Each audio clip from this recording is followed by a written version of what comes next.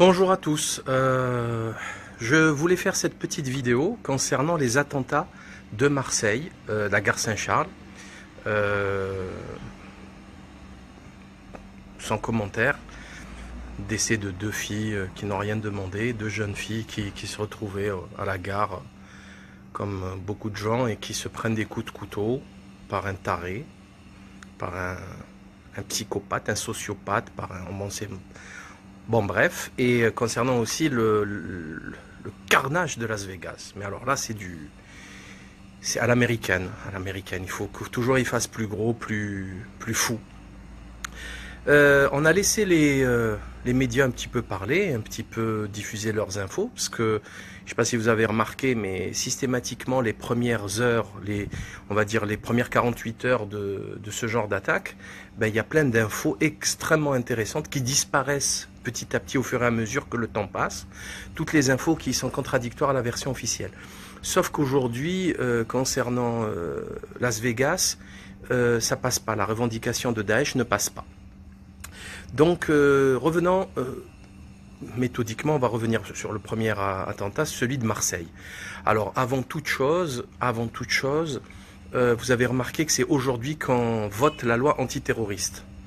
Ça tombe opportunément bidule, enfin vous voyez ce que je veux dire, comme par hasard. C'est toujours avant des élections, voilà, comme par hasard, on a un attentat catastrophique à Marseille qui n'avait pas encore été touché sérieusement. Il y a eu tentative, mais il n'y a pas eu de... Voilà. Et là, comme par hasard, pile poil l'avant-veille du passage de la loi antiterroriste, que l'on sait l'hyperticide est totalement inutile, hein, ça ne servira à rien du tout, puisque tout simplement il n'y a pas d'argent dans les caisses et les commissariats sont dans un état, enfin il y a de l'eau qui coule du plafond, les toilettes sont dégueulasses, il y a des rats dans les trucs, enfin ils n'ont pas de matériel, et d'ailleurs cette affaire va le prouver. Je voulais aussi faire parler d'un truc tout bête, c'est que les caméras. Hein, ils nous ont bassinés avec les caméras en nous disant qu'on allait être en sécurité. En fait, ça ne sert strictement à rien, les caméras. Ça n'a jamais empêché personne de commettre son crime. Les caméras, elles servent juste à vous fliquer, à vous surveiller. La preuve, à chaque fois qu'il y a un attentat, les caméras, elles servent à quoi? Elles servent à faire le parcours, suivre le parcours du gars. C'est tout. Sinon, ça ne sert strictement à rien. Ça nous coûte des millions d'euros. Ça a enrichi plein de guignols qui se sont lancés dans le business de la sécurité par vidéosurveillance, mais ça ne sert strictement à rien. Ça ne fait pas baisser les vols à l'arraché, ça ne sert à rien, si ce n'est surveiller les gens et que certains gagnent de l'argent. Bon, le protocole, enfin le profil du type, il est identique aux autres, c'est-à-dire celui du gang des camisoles. On va apprendre, vous verrez, on va apprendre qu'il était complètement taré. Bientôt, hein, vous allez voir, on va apprendre qu'il avait fait un passage en asile psychiatrique. Alors bon, il a été arrêté 7 fois, sans papier, d'origine tunisienne, Ahmed Anachi. L'avant-veille, il se fait arrêter à Lyon pour vol à l'étalage. Il a volé chez CA, je crois, un blouson 39 euros. Ça, c'est super intelligent pour quelqu'un qui va commettre un attentat. C'est de se faire choper juste l'avant-veille. Ça, c'est super intelligent. De voler quoi? Un blouson chez CA. Super intelligent. Le type est drogué. C'est consommateur de drogue dure. Les caméras de surveillance indiquent qu'il a poignardé la première fille, puis ensuite il est parti en courant, il a fait un grand tour, il est revenu à sa place initiale pour tuer la seconde. Logique, c'est parfaitement logique, c'est sain, c'est ok. Franchement, c'est que des histoires bizarroïdes. Alors bien sûr, on peut toujours tomber dans le panneau de l'émotionnel, et crier aux sales arabes, aux sales musulmans, jetez-les tous à la mer, il n'y a pas de souci, pourquoi pas.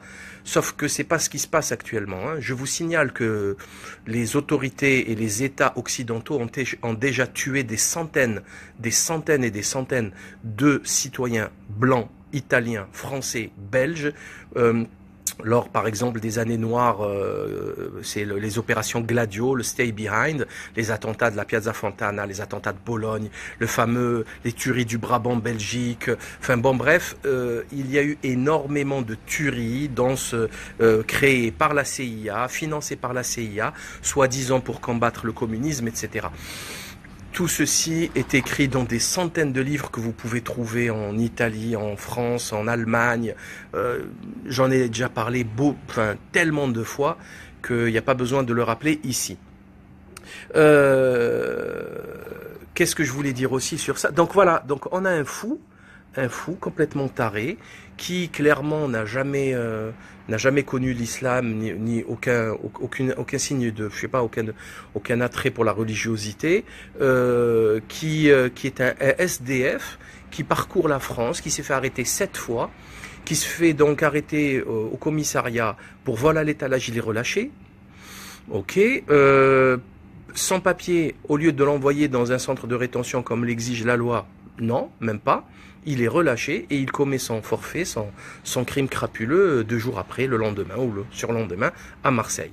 Donc, est-ce que vous comprenez quelque chose? Est-ce que vous comprenez quelque chose dans tout ce truc? Enfin, c'est incompréhensible.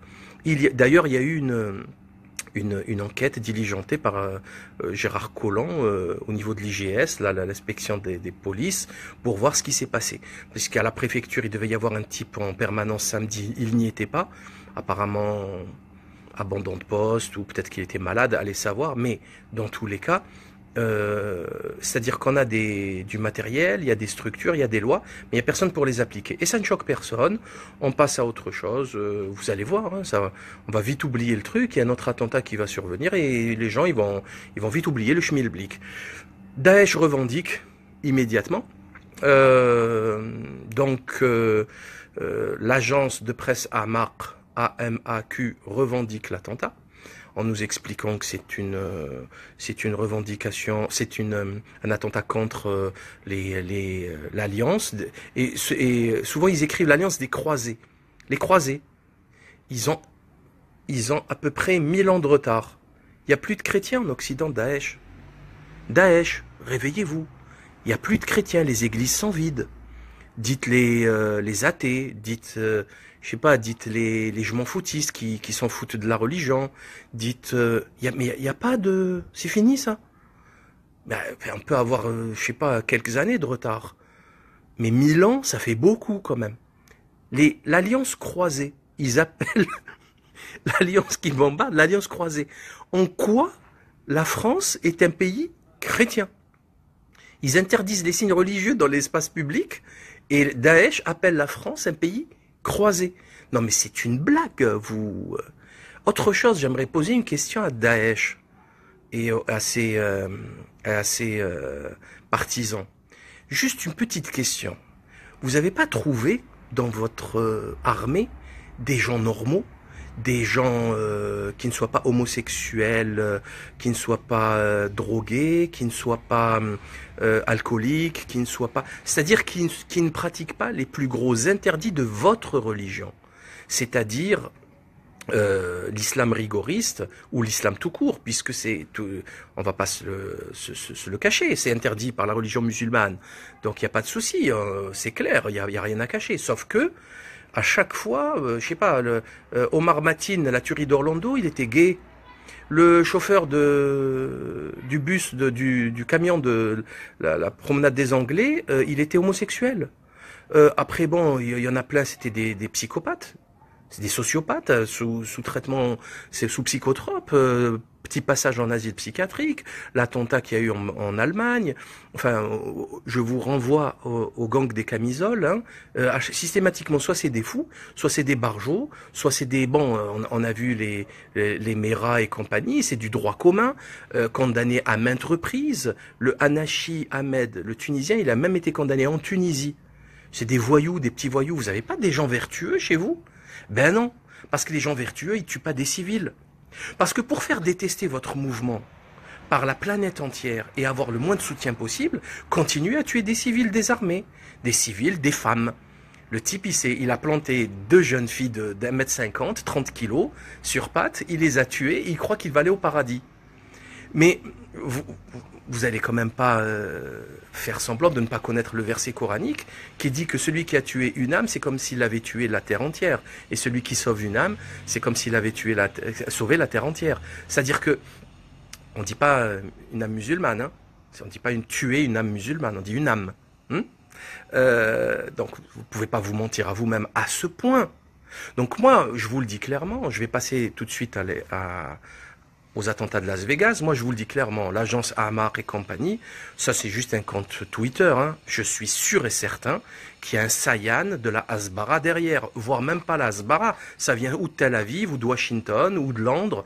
C'est un compte bidon des services occidentaux.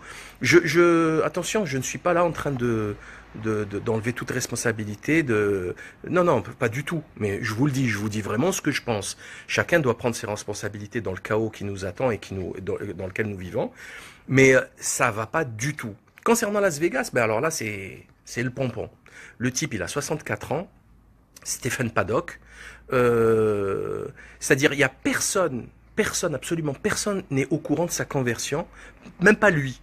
Il est mort, il savait même pas qu'il était converti à l'islam.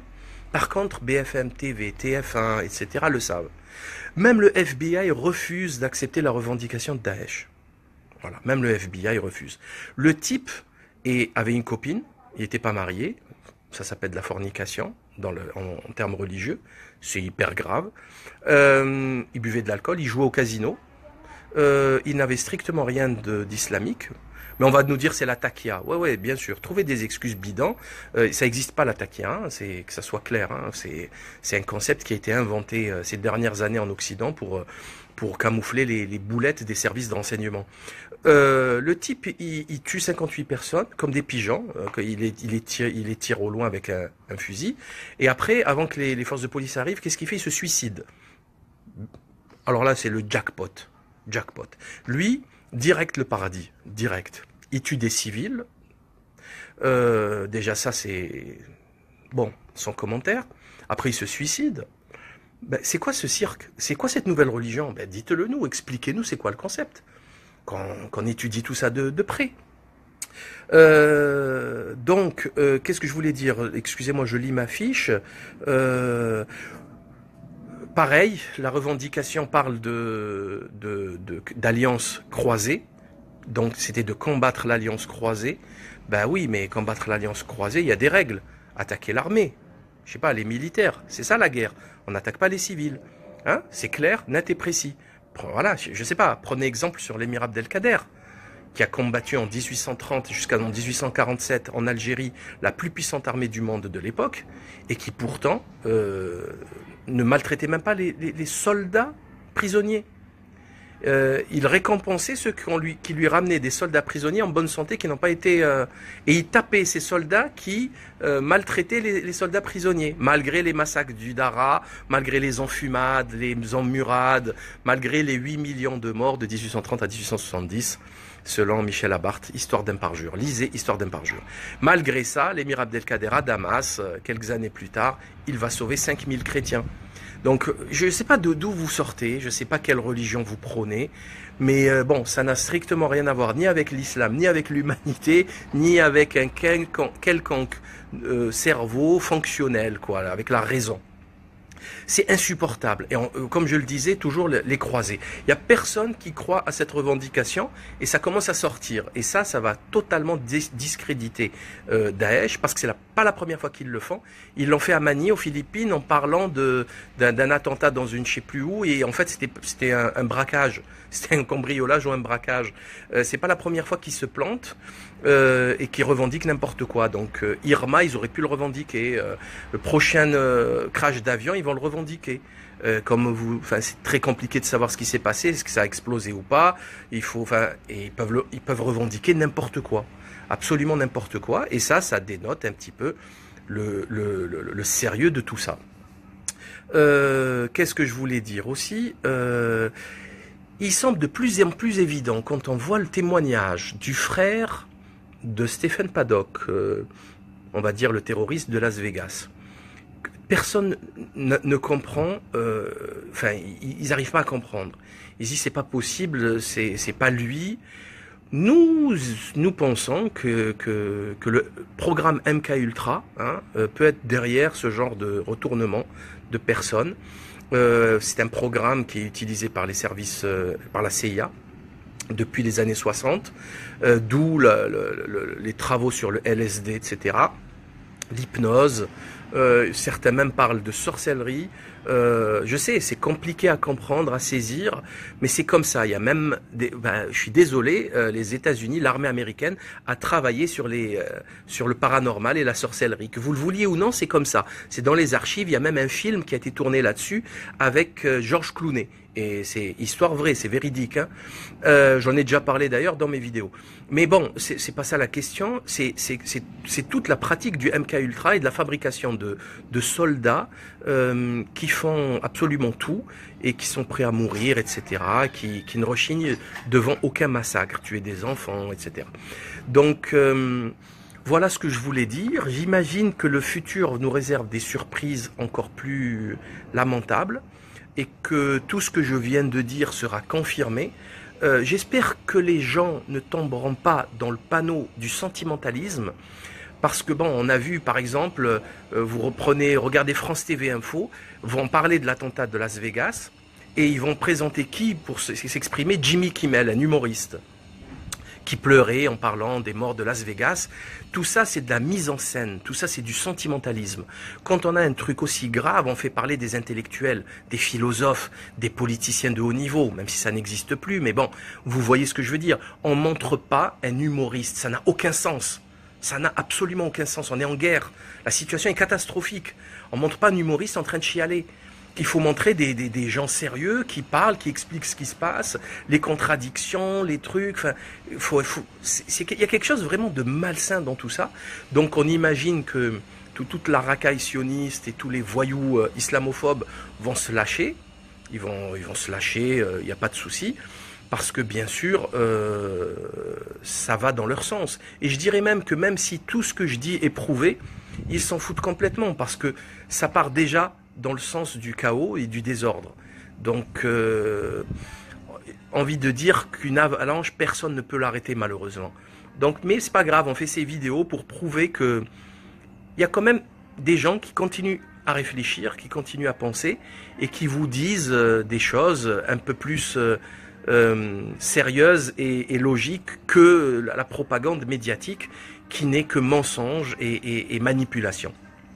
Donc voilà, j'ai fini ce que je voulais dire. Je vous souhaite une excellente fin de journée et à très bientôt pour des analyses plus fines. On va laisser le temps passer et je vous invite à noter, à télécharger tout ce qui se dit parce que ça va disparaître. Ça va disparaître du net. Plus personne n'en parlera parce que la version officielle, ça va être toujours la même. Hein, les musulmans, les méchants musulmans, les bouffeurs d'enfants. Donc non, je suis désolé, ça marche pas comme ça. C'est pas comme ça que... Enfin, il y a une réalité, il faut s'instruire, il faut lire, et on ne peut pas déformer le réel à ce point. Merci à vous, merci pour votre attention et à très bientôt.